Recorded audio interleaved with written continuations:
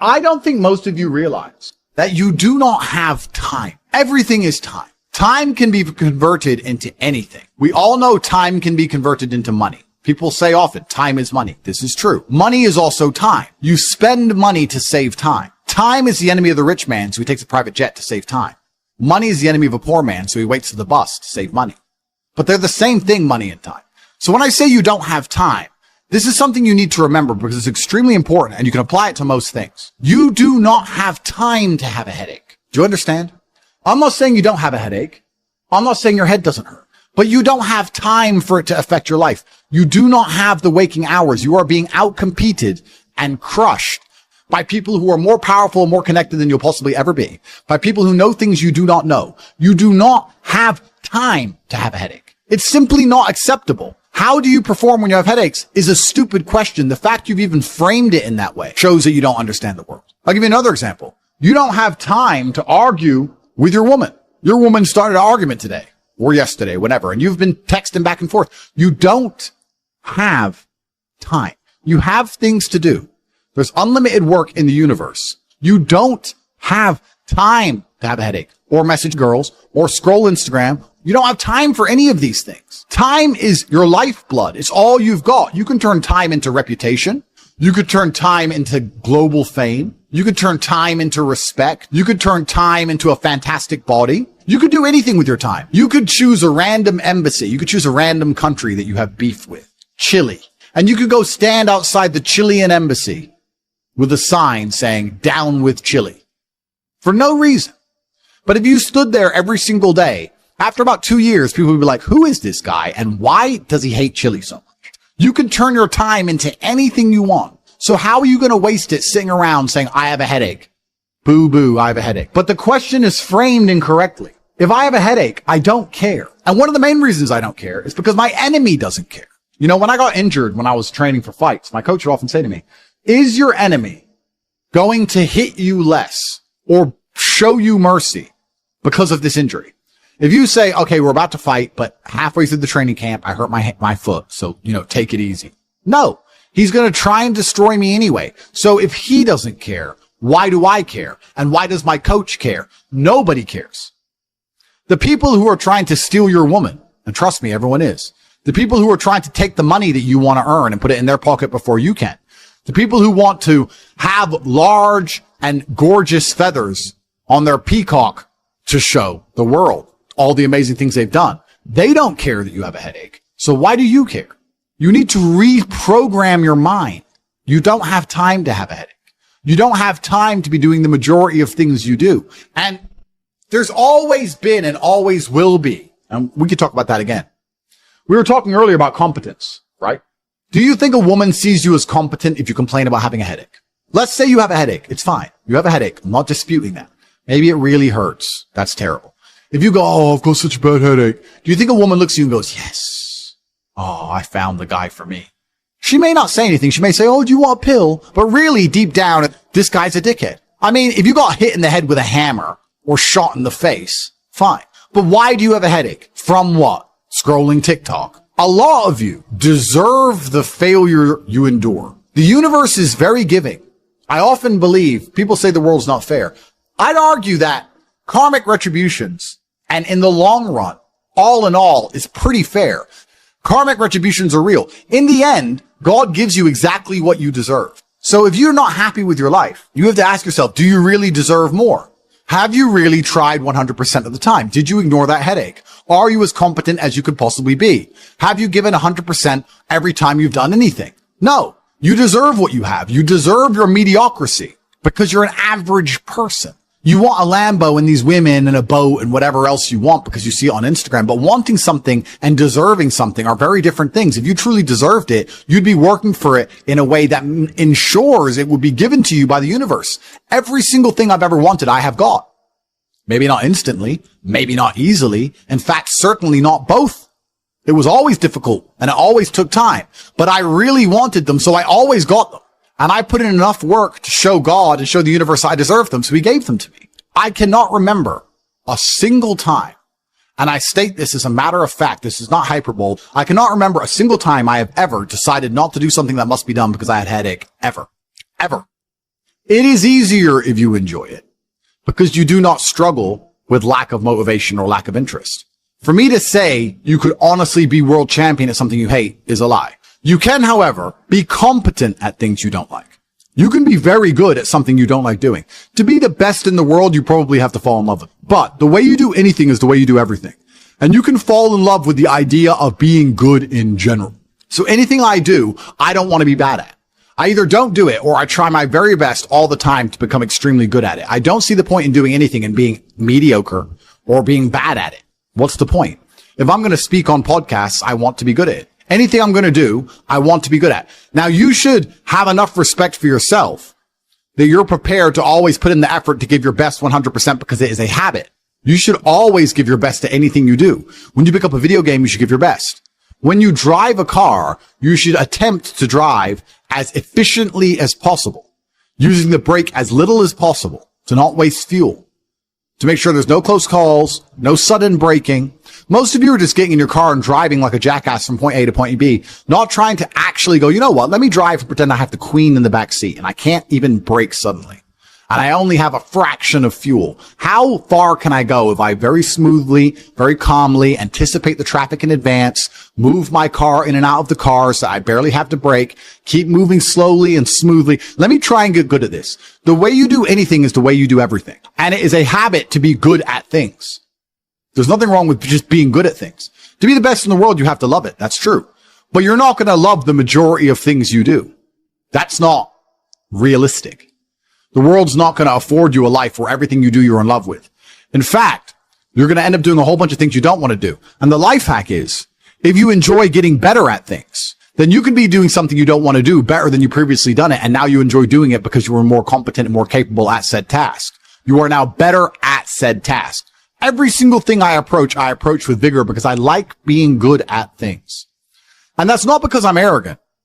That's because I have enough respect for myself. And more importantly, I have enough respect for the people I love to know that I need to be good at things. When my children or when my women or my family or my people who rely on me, my brothers, anybody comes to me expecting me to do something for them, I need to have enough respect for them to know that I'm good at what they ask me to do. And if I don't know what they want me to do or I'm not particularly good at it, I'm at least good at learning. You can become good at learning so that you learn things faster. Good at concentrating. Good at taking a scenario seriously. These are all basic life skills to go along with bravery.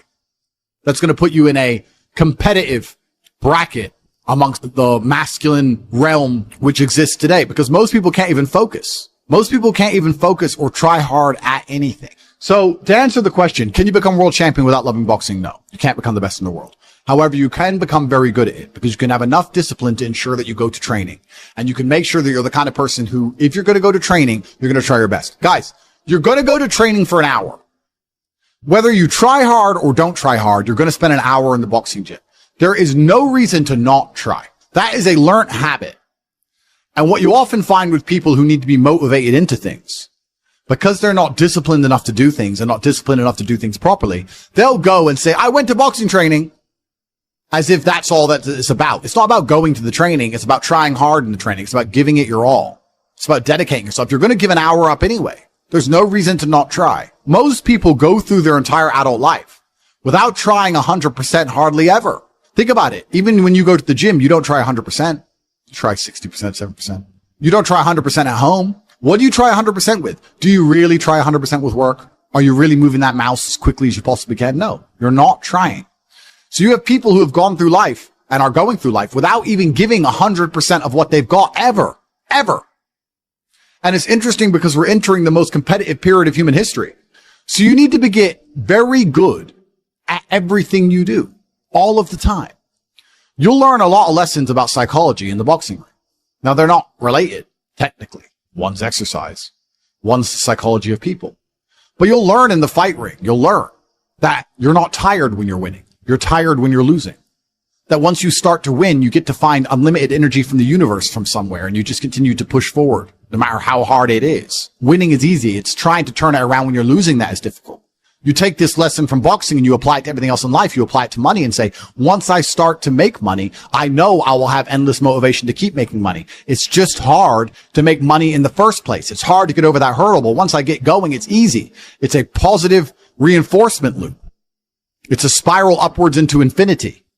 It's a tornado that takes you to the promised land. So to have that unique psychological conclusion, that unique psychological input, you had to become good at boxing. So it's very important that you're good at everything you do all of the time. Don't do it if you're not going to try. But you don't want people to learn bad habits. But it's a bad habit to coast. It's a bad habit to spend time and waste it. It's a bad habit to go, oh, I tried. I went. I didn't give it my all, but at least I went. You see this kind of cope online all the time. Yeah, at least I went. It's going that matters. That's not true. It's trying that matters. So you see this kind of cope. Oh, yeah, well, I didn't feel like going to the gym, but I went and just had a light session. Why? You went anyway. So why did you have a light session? If you're going to go, do it. If you're going to do it right. There's no point in half doing anything. You may as well have not done it at all. So this idea you can coast through things, this idea you can lazily try or pretend to try or just showing up counts. I dispute all of that absolutely. You give 100% of your heart, soul, and vigor to anything you do, and it becomes a habit so that it's all you know how to do. Before you know it, you're driving a car trying to do it as well as possible. And you're having a conversation trying to be as clear and compendious and concise as possible. And you're trying to make money as much as possible, as efficiently as possible. And you're trying to educate your children as well as possible. You're trying to protect your family as much as possible. You're trying to get as strong as possible. Because all you know is maximum limits. That's all you've ever done. You've never done any of this. That garbage can go out the window. So you need to get good at getting good at things. And you need to get good at trying 100% at all things, whether you like them or not. And this will give you a base level of competency in all realms, even if you're not in love with said task. Success is like being pregnant.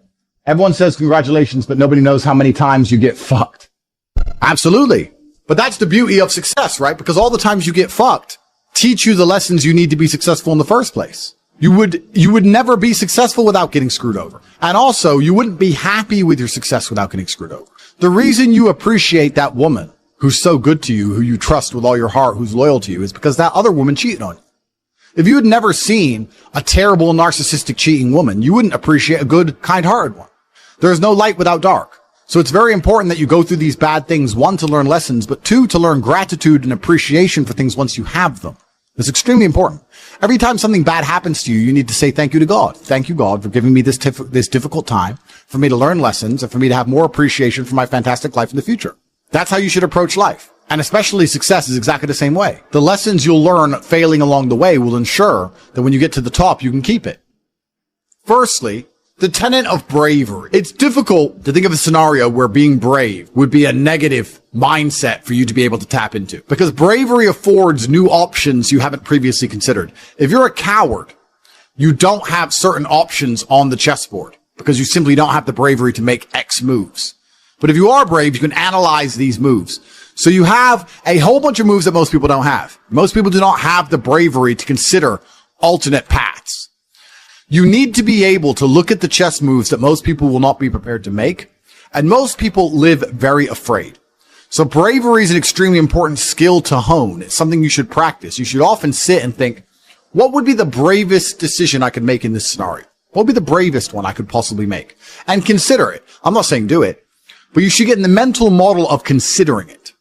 Because quite often when you're a coward, brave decisions don't even cross your mind, ever. They don't even cross your psyche. They're not even something that's interesting to you. You haven't trained your mind to consider them. So you need to train your mind to consider bravery, because bravery is something that is going to universally apply throughout your life. It doesn't matter if you're rich. It doesn't matter if you're poor. It doesn't matter if you're in Thailand. It doesn't matter if you're in Peru. Having the option to be extremely brave and consider the options which are afforded only to a brave person is going to be something which is always going to benefit you. So it's very important that you consider and think about bravery as a whole, something I want you to hone. Well, life is sales. Convincing a woman to love you is sales. Work is sales. Life is sales. So fantastic thing to learn. Boxing, once again, fantastic thing to learn. It's very good.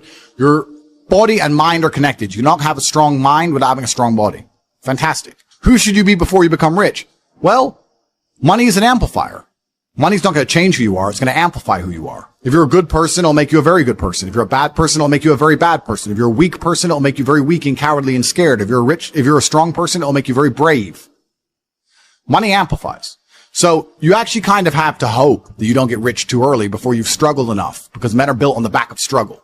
You have to go through pain and terrible things as a man and struggle constantly to be a good man. No man who has not struggled is a good man or good at being a man. But don't worry, I think God has a plan for you. You should be trying your absolute best to get rich all of the time.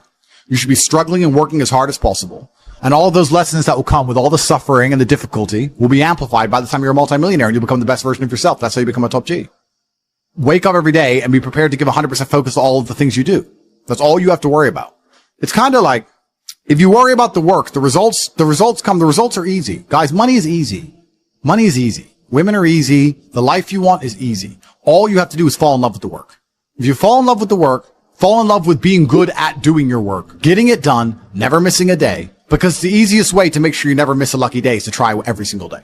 Lucky days exist, and you're never going to know if you have a lucky day or not unless you try every single day. Then you're never going to miss any lucky days, and you're going to pull it off, and you're going to realize it wasn't actually that difficult. All it took was consistency and constant effort, never being lazy and doing everything I'm supposed to do properly. When you tolerate something, you're admitting you deserve it. You're going to get exactly what you deserve in life, from women, from masculine friendship, financially, respect on the street, luck. You get the luck you deserve. If you try your very best in all things and you pray and you're really thankful to God and you say thank you all the time, you start to become very lucky. Lucky things start to happen. You get the luck you deserve when you try. It's truly remarkable. When a woman looks at you and goes, he can do anything he says he's going to do, that's when you become instantly attractive. Competence is extremely important. That's the masculine world. And peacocking built this world. Don't let losers and brokies sit and say to you, oh, all our graves are the same, it doesn't matter. No, it does matter. You were not born to suffer and die without being remembered or leaving a mark on this planet. You weren't born for that. You were born to do something great and to be remembered. You were born to leave offspring, which are so fantastic, raised in your image, that you, by proxy, are discussed into eternity. Your bloodline becomes synonymous with competence and capability. That's why you were born. The reason the male peacock shows its feathers is to say, look what I have. There is nothing wrong with that. That's what built the modern world. All of the explorers who risked their lives on the 7 seas did it to say, look what I did. The most beautiful buildings around you, the cathedrals, all these things that were built by men saying, look what we have done. We have done something other people cannot do. Flexing, in and of itself, is not a stupid idea. It's actually a biological norm amongst men. Don't be confused. You don't want to flex asininities. You want to flex capabilities. You want to flex competence. You want to flex, look what I can do, which others cannot do. And respect often lies on the other side of fear. If there's a decision that everybody's afraid to do, but you do it, that is what's going to get you respected by your peers. But masculine brotherhood has been the basis of keeping you accountable. It's very easy for you to become the best version of yourself if all the men around you are pushing you all of the time. And they're ensuring that they are being their best selves, which is constantly pushing and striving towards successes. This is what you're supposed to do.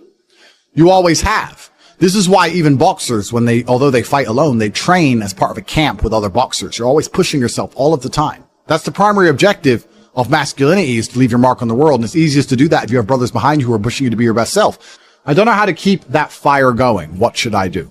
This is a really interesting question, actually, because it amazes me that so many people in the world still today, even though we have instant access via social media to the truly successful, believe anything they've done matters. So you've made 100 grand. You're still poor.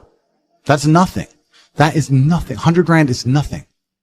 It is my cigar bill for a month. It's nothing. You've changed nothing. You've achieved nothing. You need to compare yourself always and constantly to somebody who is outperforming you. You need to stop being so happy with yourself for these tiny little successes. This is what they teach inside of common pop psychology classes. Yeah, and take the small success and be happy with it and put little milestones and reward yourself for achieving the little milestone. No, that's not what you should do. The point is, the fact you can have a little tiny success and quit shows that there's something wrong with your mentality and your firmware in the first place. You don't know what success is. I don't consider myself successful. So how can you consider yourself successful enough to not work? All I do is work. I work 7 days a week, 18 hours a day, every single day, never missed a day, headache or not, ever. So I don't understand this mindset. And you see a lot of people do it, right? They'll say, oh yeah, I had a really great week and I made some money and now I'm in Costa Rica. You're never going to win that way. People often say to the extremely wealthy people, why do you work all the time? All you do is work. If I was as rich as you, I'd just go on holidays. Not understanding that the kind of person who goes on holidays when they have money is not the kind of person who becomes truly rich. The kind of people who become truly rich are the people who work every day no matter what. Which is why all of the people who are truly rich are workaholics, because it's the only way to really get there. You can get to a certain point once you're a trillionaire, you're Jeff Bezos or whatever, that you can take some days off. I'm not saying that. But the point I'm making is you need to fall in love with being happy with yourself for how hard you've dedicated yourself to a task. That needs to be more satisfying to you than relaxing. Relaxing is probably the most boring thing you can possibly say for me to do. Say, Andrew, do you want to go relax? I say, what do I do? Stare at a wall? That sounds terrible. Nothing is worse than relaxing. I don't want to relax. I want to work. That's all I want to do is work. Because if I work and I achieve things, I feel good inside. I got something done. I feel good. I feel happy. If I just relax, nothing's been achieved, so I don't see the point of it. It doesn't even relax me. In fact, it makes me very anxious. So then I feel more stressed than if I was just doing the work in the first place, which is why relaxing is impossible for me. And he said, well, it sounds like you have an anxiety disorder. If it's a disorder that allows me to constantly work all of the time and never be happy unless all of my work is complete, thank God I have it, because if I didn't have this disorder, I'd be a normal jackass like you. Guys, time is running out for a chance to win. It truly is. You guys are truly running out of time. It's very important that you get your act together quickly. So if you want to call it anxiety disorder, then get one. Don't be talking about headaches. Don't be talking about working. Don't be arguing with women. You have things to do, right? Doesn't matter if you have a headache or not. You must work. Anxiety sounds like free energy. Could give me more. Absolutely. Anxiety is exactly that. It's free energy. Nervousness is free energy. The inability to rest or relax or sleep is free energy. You just have to have the discipline to direct it in the correct directions. You need to sit at home and feel this fire inside of you, because you do not have all of the money you want, all of the respect you want, and your name has not been echoed into eternity. You're not etched into the halls of history. You need to take all of that fire inside of you and all of that anger and direct it at one task. And you need to try your absolute best to ensure you succeed in that task. It's down to you. I can't drag you across the finish line. I can only show you where the race is and try and hype you up before you run. I can take you to the start line. I can tell you you can do it. I can tell you how fantastic it is when the race is over. I can tell you it is worth it, but you have to be the one to run the race. I can't carry you. If you're going to ask me stupid questions about headaches, you're never going to make it. There's going to be a huge contingent of the populace that never make it. But when you do, it is worth it because you're remembered. And that's the whole point of being alive as a man in the first place, is to go down in history. It's not to go through life comfortably. It's not to go through life without struggle, without pain. The point of being a man in the first place is so that you suffer enough for people to remember you, to die for something, to live for something. That's the whole point in all of this. There's nothing else to do, and make your name synonymous with something fantastic which has affected humanity and culture. That's all it's about. And it's very difficult to do that if you're insignificant and broke and lazy and stupid with a fucking headache. There's a version of you that never sleeps in, never skips training, never wastes time. There's a version of you who never fails. It is waiting for you. Genuinely ask yourself a question, you at home. If you had done those things for the last 2 years, you never skipped a training, you never wasted time, you never scrolled TikTok, you never sat aimlessly on the internet typing in garbage, never played video games, you never wasted time. You never skipped training. You were training every single day. You never slept in. You were never lazy. There's this version of you. Imagine the person you would be. Genuinely imagine what you would look like. Imagine where you would live. Imagine the car you would drive. Imagine how much your woman would respect you. Imagine the love you would see in her eyes when she looks at you with adoration like a king. Imagine your existence. That person is waiting for you. And the only thing that's stopping you from being that person is your monumental laziness. You can have it. The universe is very giving. It will give you anything you work for. I've never seen somebody try for something with all of their might and not get it. The only people who do not have the things they want are the people who do not try for them. I've never seen a person wake up and say, my only dedication in life is to solve a Rubik's Cube and fail. You are not stupid. You are not incompetent. You are lazy and arrogant. It's extremely important you understand that that person is waiting for you and you are declining that version of yourself. In the multiverse, in the many different versions of the universe that exist, there is a version of you that does those exact things. And he is a greater person than you can even fathom. You can transform yourself into that guy. You can be a top G. That's exactly what I did. I knew who I was going to have to end up being before I became that person. My brother and I are not from rich families. We are not from advantaged beginnings. But I knew I had to be a big, strong, fighting billionaire. That's what I knew I had to be. Discipline is the key to success. If you cannot force yourself to do something you don't want to do, how are you ever going to put yourself through the suffering required for greatness? If you cannot force yourself to train when you do not want to train, if you cannot force yourself to work when you don't want to work, if you can't force yourself to not log into Pornhub or force yourself to eat right, how can you possibly ever become a monumentally successful person if you cannot control yourself long enough to do what must be done as opposed to what you feel like doing? The only people who get to live their lives based on how they feel are women and children. Children can cry because they feel like crying, as can a woman. A woman can start an argument because she feels like arguing, as can a child. A man must do what he is supposed to do irregardless of how he feels. That is the key component to masculinity, is discipline. If you do not have the discipline to dedicate yourself to anything, you are going to fail and be crushed by the people who can. If you only go to the gym when you feel like going to the gym, you're never going to be as strong as the people who go to the gym when they don't feel like going to the gym. I don't think most of you realize that you do not have time. Everything is time. Time can be converted into anything. We all know time can be converted into money. People say often, time is money. This is true. Money is also time. You spend money to save time. Time is the enemy of the rich man, so he takes a private jet to save time. Money is the enemy of a poor man, so he waits for the bus to save money. But they're the same thing, money and time. So when I say you don't have time, this is something you need to remember because it's extremely important and you can apply it to most things. You do not have time to have a headache. Do you understand? I'm not saying you don't have a headache. I'm not saying your head doesn't hurt, but you don't have time for it to affect your life. You do not have the waking hours. You are being outcompeted and crushed by people who are more powerful and more connected than you'll possibly ever be, by people who know things you do not know. You do not have time to have a headache. It's simply not acceptable. How do you perform when you have headaches is a stupid question. The fact you've even framed it in that way shows that you don't understand the world. You don't have time. You have things to do. There's unlimited work in the universe. You don't have time to have a headache or message girls or scroll Instagram. You don't have time for any of these things. Time is your lifeblood. It's all you've got. You can turn time into reputation.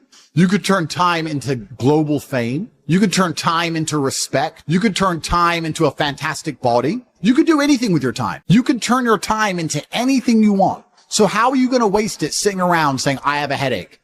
Boo, boo, I have a headache. But the question is framed incorrectly. If I have a headache, I don't care. And one of the main reasons I don't care is because my enemy doesn't care. You know, when I got injured, when I was training for fights, my coach would often say to me, is your enemy going to hit you less or show you mercy because of this injury? If you say, okay, we're about to fight, but halfway through the training camp, I hurt my foot. So, take it easy. No, he's going to try and destroy me anyway. So if he doesn't care, why do I care? And why does my coach care? Nobody cares. They don't care that you have a headache. So why do you care? You need to reprogram your mind. You don't have time to have a headache. You don't have time to be doing the majority of things you do. A lot of you deserve the failure you endure. The universe is very giving. I often believe people say the world's not fair. I'd argue that karmic retributions, and in the long run, all in all, is pretty fair. Karmic retributions are real. In the end, God gives you exactly what you deserve. So if you're not happy with your life, you have to ask yourself, do you really deserve more? Have you really tried 100% of the time? Did you ignore that headache? Are you as competent as you could possibly be? Have you given 100% every time you've done anything? No. You deserve what you have. You deserve your mediocrity because you're an average person. You want a Lambo and these women and a boat and whatever else you want because you see it on Instagram. But wanting something and deserving something are very different things. If you truly deserved it, you'd be working for it in a way that ensures it would be given to you by the universe. Every single thing I've ever wanted, I have got. Maybe not instantly, maybe not easily. In fact, certainly not both. It was always difficult and it always took time, but I really wanted them. So I always got them. And I put in enough work to show God and show the universe I deserved them. So he gave them to me. I cannot remember a single time, and I state this as a matter of fact, this is not hyperbole, I cannot remember a single time I have ever decided not to do something that must be done because I had a headache. Ever. It is easier if you enjoy it because you do not struggle with lack of motivation or lack of interest. For me to say you could honestly be world champion at something you hate is a lie. You can, however, be competent at things you don't like. You can be very good at something you don't like doing. To be the best in the world, you probably have to fall in love with it. But the way you do anything is the way you do everything. And you can fall in love with the idea of being good in general. So anything I do, I don't want to be bad at. I either don't do it or I try my very best all the time to become extremely good at it. I don't see the point in doing anything and being mediocre or being bad at it. What's the point? If I'm going to speak on podcasts, I want to be good at it. Anything I'm going to do, I want to be good at. Now, you should have enough respect for yourself that you're prepared to always put in the effort to give your best 100% because it is a habit. You should always give your best to anything you do. When you pick up a video game, you should give your best. Discipline is absolutely essential for success, and you need to get very comfortable and very used to the idea of understanding that on your path to greatness, there are going to be long periods of time where you hate what you are doing, where you are dissatisfied with the actions you must undertake, where you are tired, where you are stressed. That is why it is difficult. That is why most people won't make it. If the path was easy, everybody would walk it and it would lead nowhere. 100 people start the path, 99 fall off because it is difficult, and the one person who makes it to the end gets the gold. If all 100 made it to the end and the gold was divided by 100, it wouldn't even